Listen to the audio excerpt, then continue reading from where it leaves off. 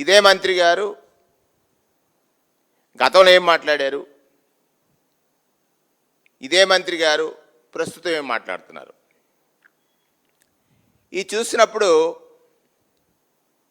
ఈ సామాజిక వర్గంలో ఉన్నటువంటి యువకులు సాధారణంగా మనకు పాలకులు చెప్పేవి నిజాలని అనుకుంటారు. కానీ అందులో వాస్తవాలు లేవనే విషయాన్ని ఒక అనుభవజ్ఞుడిగా లేకపోతే ఒక సీనియర్ నాయకుడిగా ఈ సామాజిక వర్గం పట్ల ఒక కమిట్మెంట్ ఉన్నటువంటి వ్యక్తిగా మీకు తెలియజేయాలి. సర్దార్ గౌతులత్సన్ గారు 1997 అంటే 19/6/97 సర్దార్ గౌతులత్సన్ గారు గీత కులాలన్నీ కలిసి ఉండాలి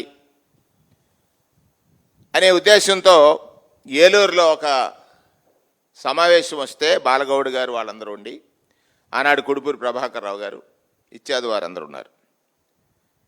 ఈ జీవో రావడానికి కారణం ఏంటంటే గీత కులాలు కలిసి ఉండాలి. ఏమిటా గీత కులాలంటే గౌడ, సెట్టిబెల్జ, శ్రీశైన, యాత, ఈడిగలు రాయలసీమ ప్రాంతాల్లో, శ్రీశైనులు శ్రీకాకుళం ప్రాంతంలో, యాతలు విజయనగరం ఆ ప్రాంతంలో, సెట్టిబలిజలు తూర్పు పశ్చిమ గోదావరి అలాగే విశాఖపట్నం కృష్ణా జిల్లాలో, పార్ట్ ఆఫ్ కృష్ణా జిల్లాలో, మిగతా ప్రాంతాల్లో గౌడులు.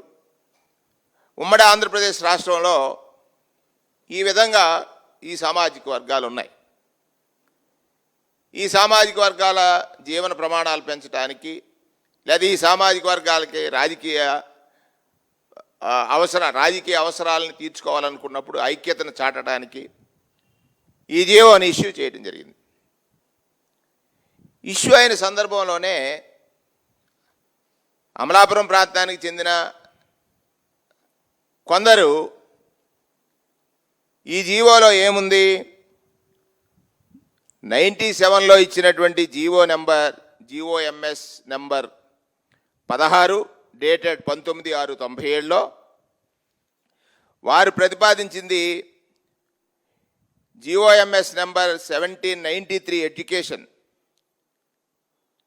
యాక్ట్లో 23/9/70లో ఇచ్చినటువంటి జీవోలో ఏదైతే ఈ కులాలు ఉన్నాయో గౌడ, ఈడిగ, గౌడ, గామళ్ళ, కలికెలి, Gandla, Settibalija of Visakhapatnam, east Godavari, west Godavari and Krishna and శ్రీశైన సిడిగ, ఇది ఈ జీవోలో ఉన్నటువంటి అంశం.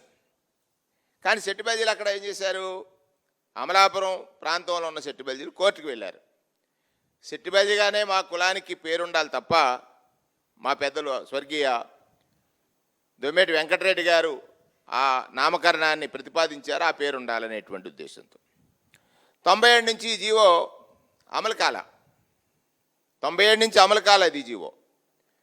తదనంతరం 97, 99 కానీ 99 నుంచి 2004 కానీ చంద్రబాబు గారే ముఖ్యమంత్రి.